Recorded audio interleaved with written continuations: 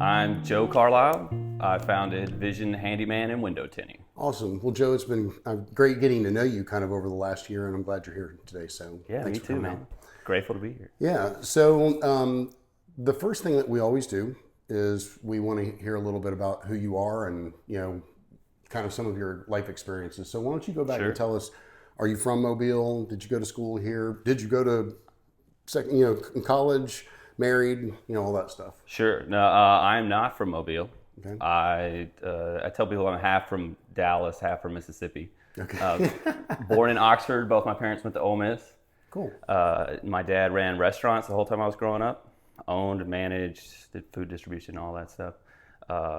And so we, born in North Mississippi, was there till third grade.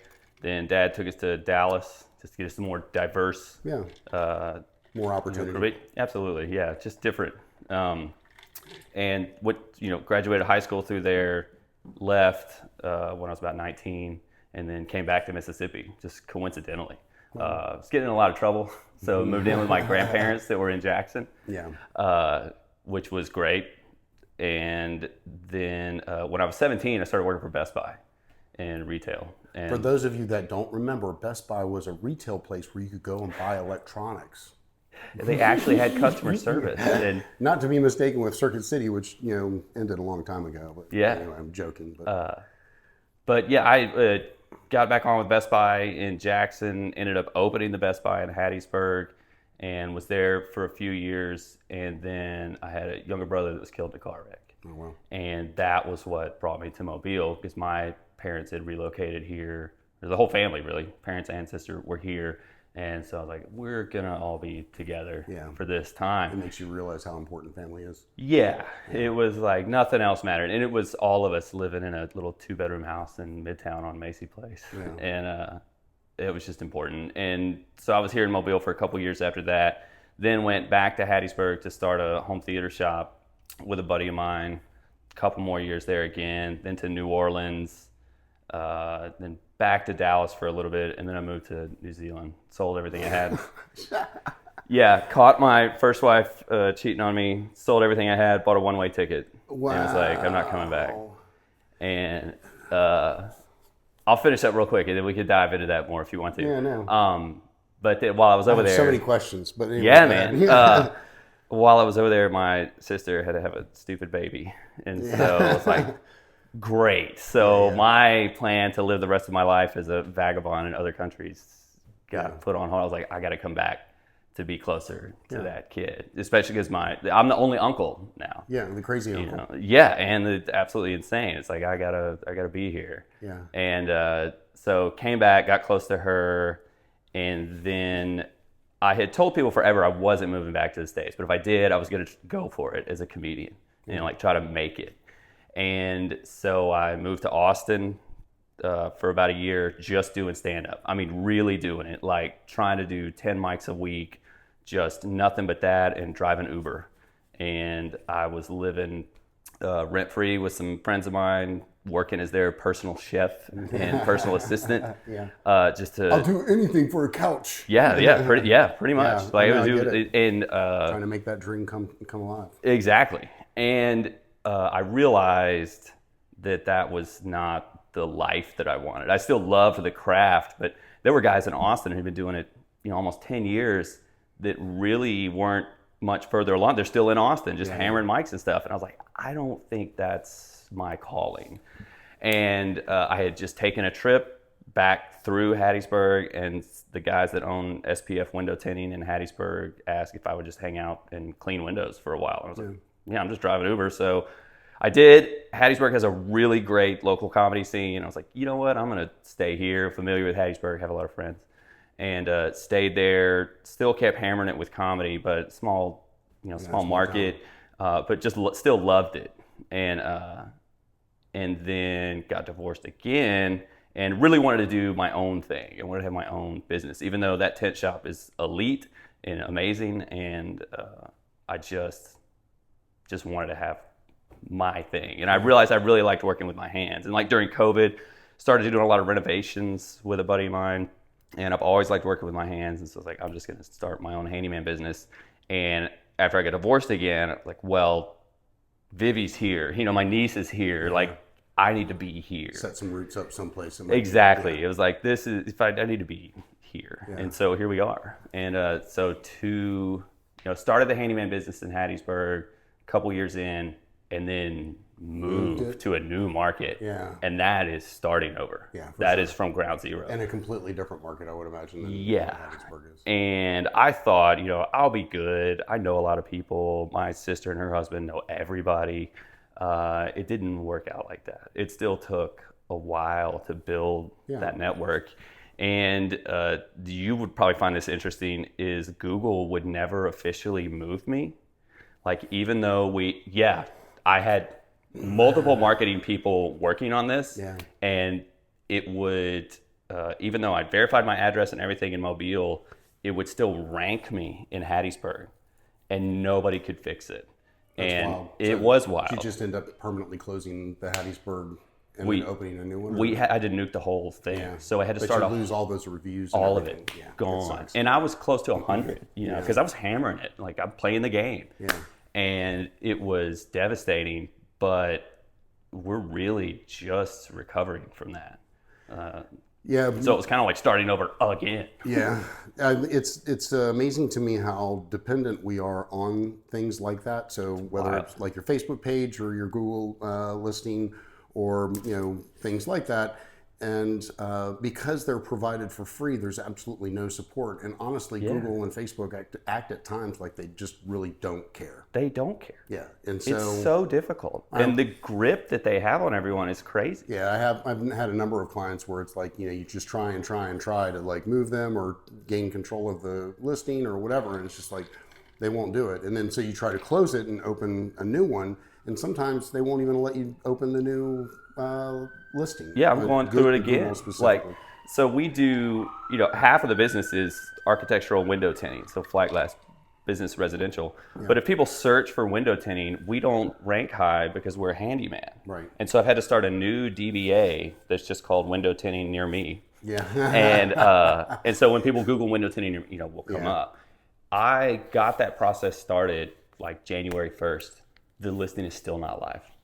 Oh, wow. Like the verification video didn't go through. I had to do all this stuff to prep, like to get ready for the verification. We're all set up. I got my employee with the shirt on, like we're ready to go. Send it in. They're like, oh, you didn't have this, this, and this. I was like, that's everything that we did have. Right. And so sometimes they don't even look at it. Yeah, it's like, so I just get this guy in Pakistan on Fiverr to go. I don't know what he does, but he triggers something else to where we can get it working. Yeah, He's done it for me twice before. Well, man, you just went through like 20 moves and a bunch of divorces. And one move was transcontinental or intercontinental. What did you think of New Zealand? What was it like living outside of the States? Oh, it's amazing. It's absolutely amazing. So I'll tell you quickly, I had a friend who I used to live across the street from in Northern Virginia. He was the project manager for the Mac app for AOL. Okay. Let that register. Nice. Back when AOL was still a thing. And he was probably in his 40s, cashed out all of his stock options, had been with AOL forever, so he had some cash. Yeah. And sold everything and moved his whole family. And I know he took at least one of his vehicles. He had a Hummer, like an old school Hummer that he had a lot of work done, like new suspensions, like extra travel and everything. Sure. And moved all that stuff to New Zealand and opened a charter fishing business. There you go, man. And I was like, isn't that the dream? I'm not playing life the right way. Like, If this is a game, I'm on the bench. Like, what the hell's going on? Like, oh yeah, totally. But he had some really cool things to say about it. But what'd you think? Moving there and being an expat and all that stuff? First off, it's gorgeous. It's unbelievable. Like anytime you see like earth porn, pictures on subreddits, it's always New Zealand. Yeah. And it's almost always around Queenstown, which is where I was on the South Island. Like, so I showed up, bought a van. I was like, I'm just going to travel the country in this van, which is very common over there. Yeah. And I pretty much got there and just shot to Queenstown and stayed there the whole time. And then I would just travel from there. But Queenstown is mostly people not from New Zealand. It's other people coming doing the same thing. So everybody's there for some kind of adventure sport. So it is huge for paragliding and downhill mountain biking and ski and snowboarding, skydiving, which is what I did, and rock climbing, everything. Yeah. Boating, fishing, all that. It's all there. And everybody's there to be happy. You know, like anybody that's traveling, you don't really care. You just make enough money to do the thing you want to do that you're there for. And then just party like crazy, like every night. And I lived in a house with 15 Czech people and me. Oh, wow. It was just called the Czech house. And like the living room was just a bunch of cots. Yeah. And it was every night going. Yeah. And they were all, you know, hardcore rock climbers and adventurers. And so there was always something to do. That's cool. But yeah, you get a whole different perspective. You know, when you get out of America, you realize that we're the only ones that say America is the greatest country in the history of the world, right? Which is fine. You know, I still agree with that, but no, it's just so different. You know, when to get the outside perspective, and just say like these people have a completely different perspective of what I ever could have even imagined. Yeah, the worldview, and especially a small country like New Zealand.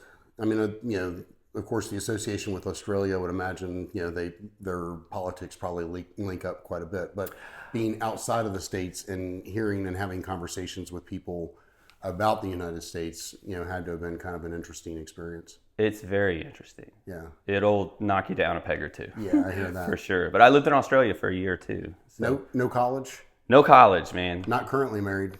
Not currently married. Never again. Yeah, please. And make sure to come to me and ask permission before you put that ring on her finger, because I'll save you some trouble. Hopefully. Trust me, I have a lot good like you're cut off, dude. You ready? You're and done. I was like, don't worry, I can't be 3 divorces, Ross. So we're not doing that again. Not a good thing. So, well, go back in time and tell us about the very first job that you had. You know, if this was like high school-ish, middle school, or something like that. What was that job, and do you have any lessons that you still remember from that? Man, you know, my first real job where I collected a paycheck was at Sonic when I was 15. But really my first job was working in my dad's restaurants. Okay.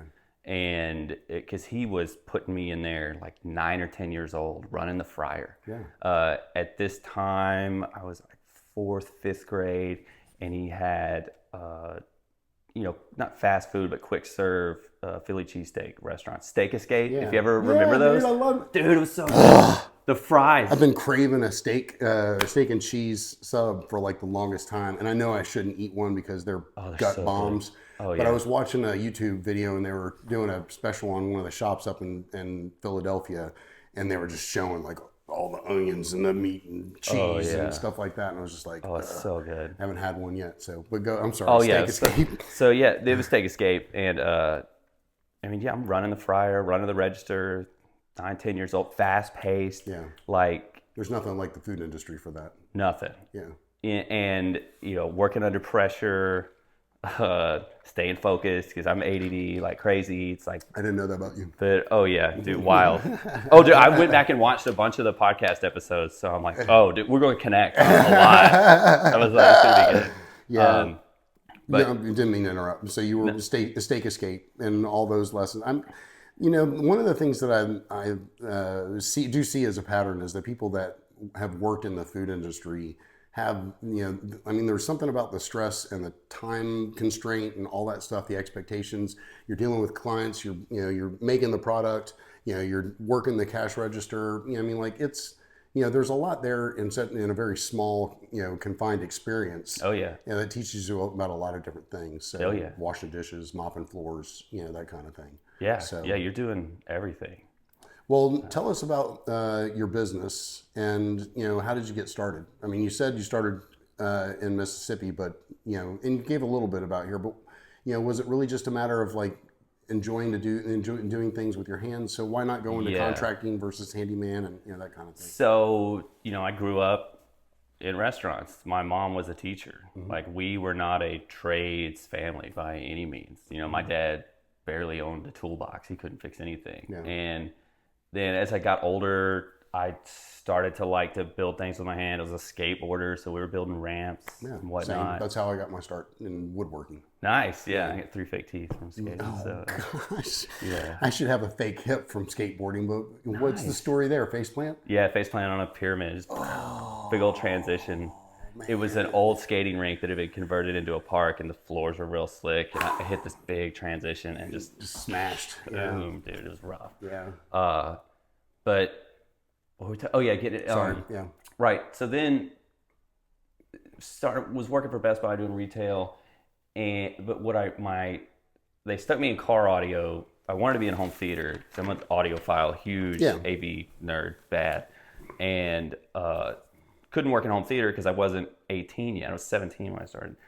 And then as time progressed through Best Buy. Why can't you, sorry, just as an aside, why can't you work in home theater unless you're 18? Because you got to be able to operate the lift that they move around and get the big TVs down. Yeah, okay. So I was in car audio, stayed in car audio for a while. But then when I eventually got here at the one in Spanish Fort, there was an opportunity to be the home theater installer. So they started doing home theater, Best Buy started doing in-house home theater install around 2005.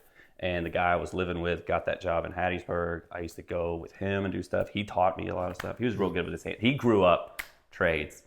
And so I got to be a home theater installer here. And that's where I really started going into houses, learning how to find studs, how to run wires, getting into attics all the time, just seeing how things are constructed, how walls are built and all that stuff. Yeah. And then when I went back to Hattiesburg with that same guy to start the home theater shop, I mean, just all day, every day, trying to do custom stuff, really trying to elevate the game. Get good. And then some things happened there, and I had to go back to sales, and I didn't like it. I don't like sales. I love building relationships with people and what goes with it, and I love the product, but I don't like having to close deals and make numbers and stuff. So I got back into home theater in New Orleans. It was like, this is what I really want to do. Right. And then went to a high-end shop out in Dallas. But again, they were like, we really need you in sales. And I just hated it. And that's when, like, as soon as the divorce was final, I was like, I'm out of here. I'm never touching the industry again, because that high-end shop really ruined me on the industry. I was like, oh, it's all just about making money. These people don't care about the craft. Right. And then that's when we, get back doing stand-up.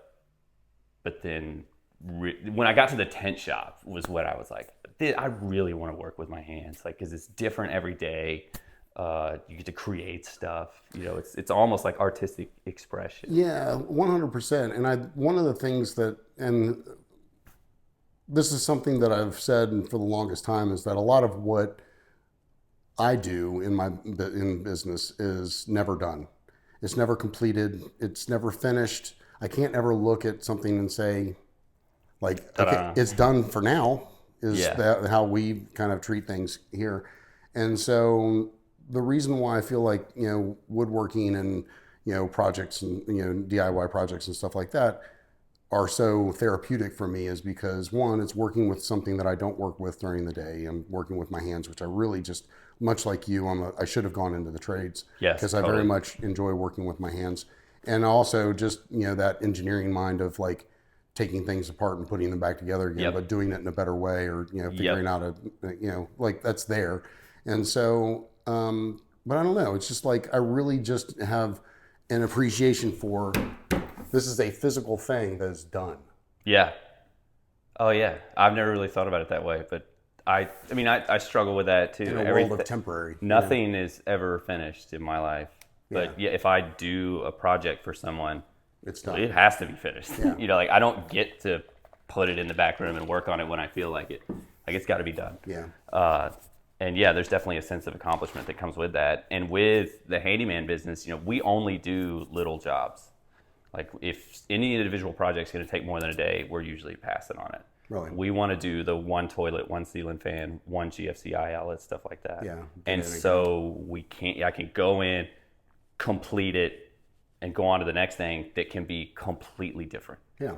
I'm changing a toilet one morning and going straight to tinting windows. Yeah. and Keeps I things need that. I have to have that things constant interesting for change. your ADD brain. Oh, yeah. If I don't, like guide my day to change and adaptability, it'll mess me up. Drive you insane. Yeah. If you were talking to someone that wanted to get started in running their own business, what's one bit of wisdom that you'd impart to them? Don't listen to me. Yeah. Don't do the things I've done. Yeah. Man, I will reiterate what several of your guests have said is that you got to be really passionate about it. Yeah. It's like you got to love it whether the money is there or not. And be ready for that to be all that you do. And I've advised some younger guys, like a kid I knew wanted to be a NASCAR mechanic. Okay. And I was like, that's cool, man. You should go for that. You should totally do that. Yeah. And I will do everything I can to help encourage and, mentor you through this stage to help get you there. But if you love working on cars, don't make that your job. Yeah. It's like, because you're going to lose, you can lose the passion. Yeah. And, something like that, it's a great lofty goal, but just know you're competing against millions of other guys who want to do the exact same thing, who are going to take the exact same career path you are. Yeah. It's like, and it's going to be tough. It's like, if it were me, I would maybe get a job where you can still use those skills and work on your hands and stuff, and work on the car when you get home. Yeah. Where you love it. The flip side of that is somebody like Chip Foose, or somebody that absolutely loves cars, loves working on cars, and makes it, and spends their day doing that thing that 100%. And so I get what you're saying. There's one Chip Foose. Yeah, the eye of the needle is. There's a gazillion guys that want to be Chip. I have a buddy who went for it like Chip Foose did, and he's the auto body guy in Dallas and does amazing work. Yeah, like almost competing for the Riddler. But I get what you're saying in the sense that you have to have that knowledge that you may never make it there. You may be at the local, garage shop, just, changing tires or whatever. Well, the most important thing is you got to be happy every day. Yeah. And if you're going to be discouraged because you didn't make it as far as you want to NASCAR, it's like you're not going to be happy every day. Yeah. And you can't be like, well, I'll be happy when I get to NASCAR. It's like, no, you got to be happy now. Yeah. Whatever that takes in this hour, in this minute, in this second. It's funny because I was listening to a YouTube video, and it was one of the F1 mechanics talking about what it takes to become an F1 mechanic. Yeah. And I was like, I can't even imagine, the stringent standards that those guys, I mean, you're dealing with the top of the top. But also it's like air traffic control pressure. Yeah. The amount of money that's in that, and if you mess up one lug nut, you're done. You're down to the minor leagues. Yeah. Yeah. Yeah. It's just like, I make baseball references all the time. Like even the groundskeepers at a Major League Baseball stadium, there's 3 levels of minor league guys, and then D1, and then high school, all guys that want to be there. Yeah. In making the hundreds, those crisp lines in the grass. Each organization. Yeah. It's like, and so by the time you get there, it's like, you got to be dialed in and, elite. Yeah. Every second. Are there any books, podcasts, people, or organizations that have been helpful in moving you forward? The E-Myth, for sure, is a big one. And it was one that was recommended to me pretty early on, and I read it, and it didn't really stick. And then a couple years later, I read it again, and was like, oh, this is me. They're talking to me. And, for anybody that doesn't know, the E-Myth is about if the business is just you and you don't have processes set up around you that can run the business without you, then you don't have a business, you just have a job. Yeah. And it's the worst job in the world. And, you need a business plan. This is a tip for any new business owner, is physically write down why you're doing it. And I did that because first starting out, I was the one Googling, what is a business plan? Why do I need this business plan? And everything says it's, if you need to go to the bank and get financing, then this is what you're doing. And I was like, it's not going to happen for me for a while. Right. But then when I reread it, I wrote down really just the why, and what the goal, the long-term goal needs to be to sell the business. And once I wrote that down, it started to influence every decision that I made. And so I would, even just a tool that I really want, and I'm like, I've been wanting this, Yeah. battery powered rotary hammer forever. And it's like, it's on sale for $250 instead of $280. Like, Right. I should get it now. And then I'm like, is that going to get us closer to the final goal? Right. And the goal is for the business to make enough money to be able to give back in an impactful way to the community and it make a difference. Yeah. It's like, I don't want to just sponsor a softball team here and there. It's like, we want to do something big. Yeah. I would 100% agree with you. I would just change there's one word that you used, and you said to create a business to sell. And I would say, I don't want people that might be listening to this say, well, I'm never going to sell my business, so I don't need to listen to that. Right. I would only change it to create a business that's sellable. Yeah. I think that's what you meant. That is 100%. And the reason why is because a business that's sellable can run on its own, like you're describing. Yeah. And it makes your life a lot easier. Is the real reason why you want to set up those processes and stuff like that. You can take more time for yourself. Take time for yourself. Period. And do things. The business stops running you, and you start running the business. Is the basic premise of the book, and it is literally one of the first 3 books that I usually suggest new entrepreneurs read. Is E-Myth. It's right up there. What's the most important thing that you've learned about running a business? You don't know what you don't know. It's like there's no way to predict what's coming. Yeah. A buddy of mine just asked me that the other day. He's trying to start like a skincare company, like lotions or something. Yeah. And he's like, what do I need to do? And I'm like, who knows? I don't know, man. It's like every situation is so completely different that it's hard to tell people what to prepare for other than like know your values and stick to them. Yeah. Know what you're going to do and do that. There are certain basic tenets that, everybody needs to know when they start a business. But outside of that, you're right. It very much depends on the business that they're going into. It's so different. Yeah. And a really wealthy guy a long time ago told me, we got to talking about business. This is way back. And he pretty much just said, take care of people and the money will come. Yeah. The end. And that is how I look at everything as far as the business goes. It's like we're taking care of people. And it's not just clients, it's staff, it's vendors, it's people in our network, neighbors, the community. Yeah. If we just take care of people, make that the focus, everything will just fall into place like it's supposed to. Yeah, because people sense that. And people want to do business with a business that they feel like actually gives a shit. Yeah. Because there's so many places that they go now where, people are apathetic or... It's crazy. Whatever. It's crazy. So. People tell me all the time, like, you've really figured out the secret. I'm like, what secret? We just do what we say we're going to do. Right. We call people back. It's like, if you text us, we'll respond. Novel idea. Right? Yeah, how crazy is that? But it is difficult still. Like, I learned a long time ago that the reason Comcast tells you they're going to be there between 8 and 12 is because it's tough. Yeah. Like you never know what's going to happen at that first job. But especially in this line of work, where as soon as you realize you're going to have to call somebody to your house to work on something, it's just like, this is going to suck. Right. But when you call us and we answer and we get you an estimate as quick as possible, we get you scheduled, and then we show up on time, yeah, you're good. You can make a mistake. Yeah. You can, even with just those few steps in the beginning, call and be like, hey, we're going to be an hour late. This is going on. And they're like, fine. Yeah. Whatever. You were already talking to me. They're not guessing. Where is he? Where is he? What's going on? Asking all these questions. Yeah. And, we're just be available. Yeah. Just treat people the way you want to be treated. Well, I've got 12 rapid fire questions, but before we get to that, you mentioned comedy several times. Yeah. There is a comedy scene that is kind of coming up here in Mobile. You want to talk about that a little bit? What's going on here in Mobile that we should know about? So the Crescent City is popping right now. I've heard a lot of good things, and we've been there a couple times too. But. Oh, it's so good.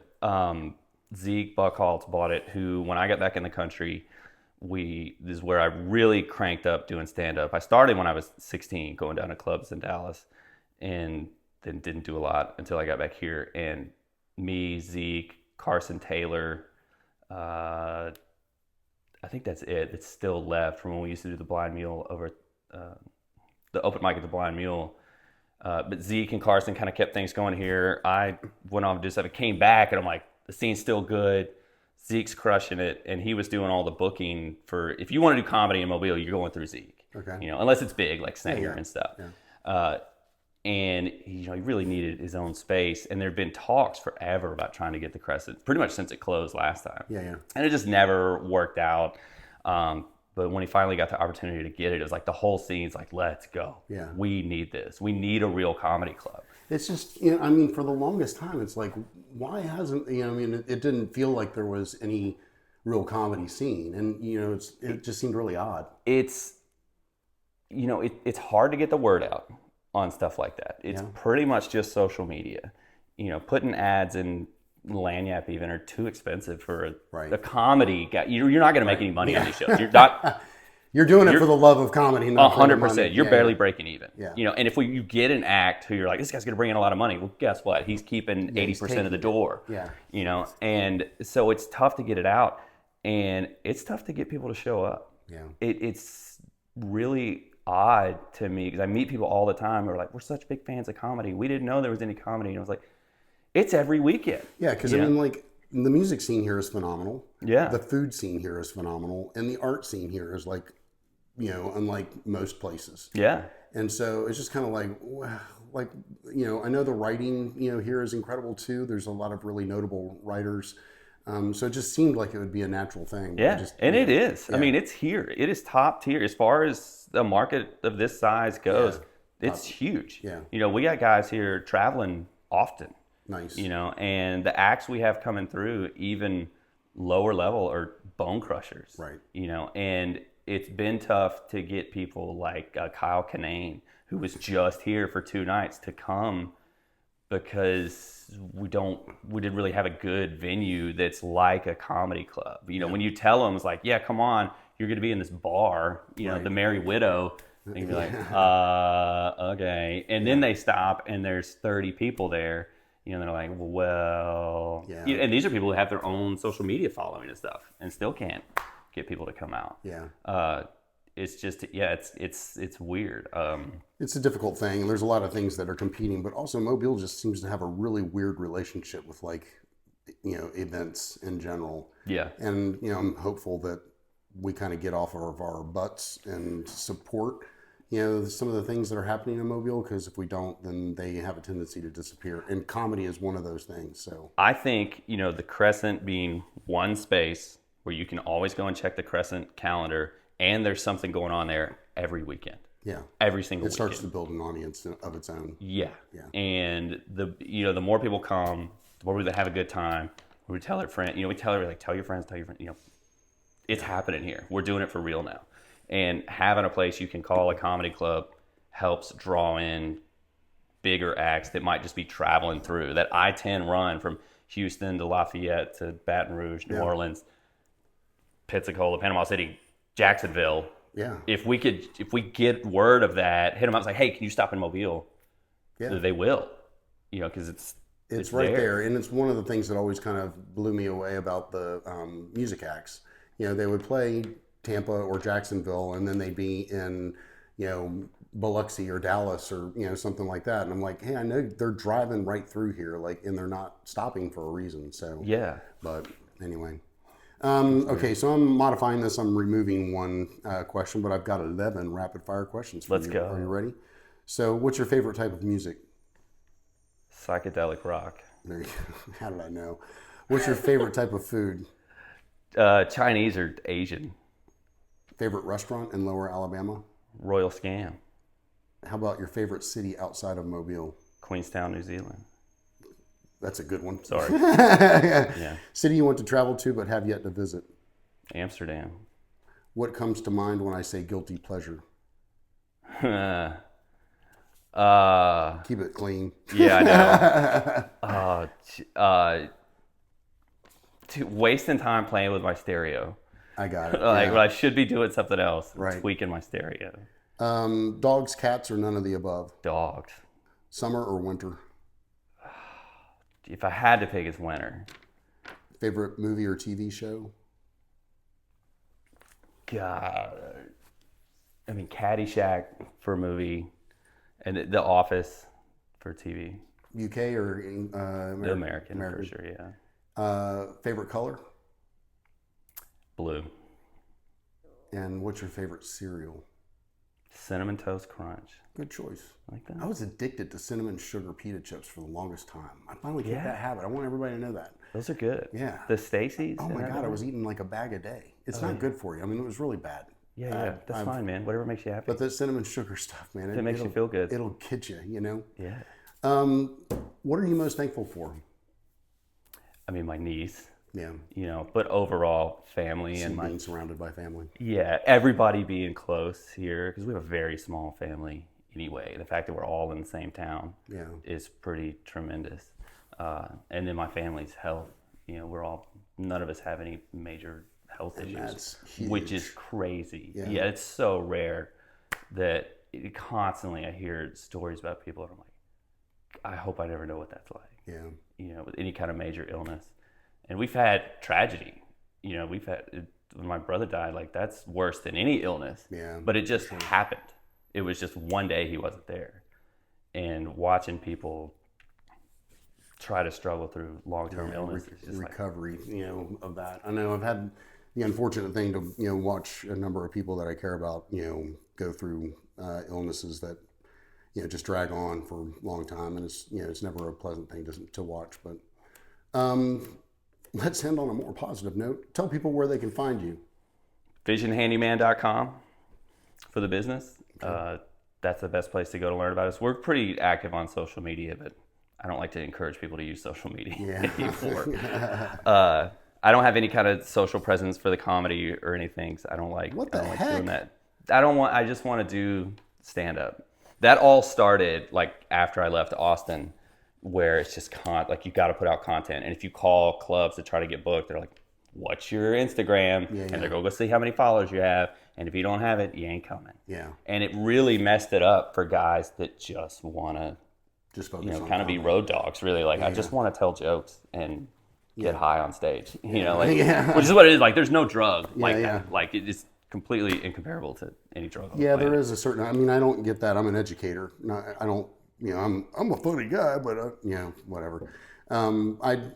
I get it, though, because there's something very, you know, I don't know, there's just something very empowering about standing in front of a group and having them kind of like, just in I your can hand. take them, you know, in different directions. And, you know, in my case, I'm using, you know, funny things to kind of break the ice because I'm dealing with, you know, very boring, you know, topics, you know, but being able to release that much good energy at once, like on command, is just unbelievably euphoric. Yeah. You know, like, and I've blacked out on stage before when I'm just chopping and something goes and you just, and it just hits you and you're like, oh, you're like, what happened? Like, I've gotten off. This has happened multiple times where I'm like, how was it? Was that good? And people are like, what the heck was that? It was crazy. Yeah. You know, and I'm like, oh, and you're just like chills. I get chills thinking about it. Yeah. But it's so difficult to do. And I mean, I've been not near as active as I should be with trying to get the business off the ground. Yeah.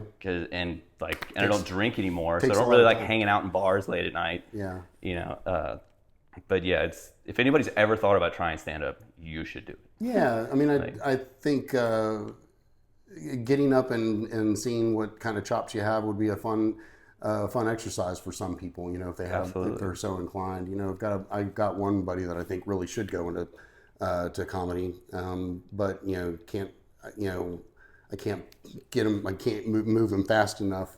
You tell him to call me. I'll get him going. I know there's a lot to it, and maybe that's, you know, what it is. You know, he likes to just kind of tell his jokes to friends, but you know, there's something very different about getting in front of how you present the story and, you know, stuff like that. It's, you know, really kind of a science behind it. It's completely different. Yeah. And I mean, but tell it, like, historically, your first time, you're gonna crush. Yeah. It's like, so just go do it once. Yeah. And then you'll get the bug. Yeah. But then you bomb. Then you're gonna eat then you're gonna eat shit for the next 10 years. I've bombed so much. I mean, so I was a vocal major in college and I've done, you know, a lot of performances, you know. And man, there's nothing quite like bombing in you know, the school opera or something like that. You know, like you forget the lines and don't know the notes. And, you know, just up there fumbling through. Oh, it still happens. It happens to me all the time, especially now, like that I'm not in a good rhythm. Like you just get off and suddenly everything falls apart. Yeah. And the wheels on the bus stop going round and round. Yeah, I have definitely been all jacked up for what I thought was going to be just the greatest show of my life, and then just gone. Yeah. And it's awful. It's worse. Yeah. It's worse than the high of the good one. Well, Joe, I want to thank you again for coming on the podcast. To wrap up, any final thoughts or comments you'd like to share? Take care of people and the money will come. There you go. You heard it here, folks. That's it. Well, Joe Carlisle, I appreciate your willingness to sit with me and share your journey as a business owner and entrepreneur. It's been great talking with you, man. So grateful to be here, man. I'm a big fan. So it's a big deal. Thank you. Thanks, man.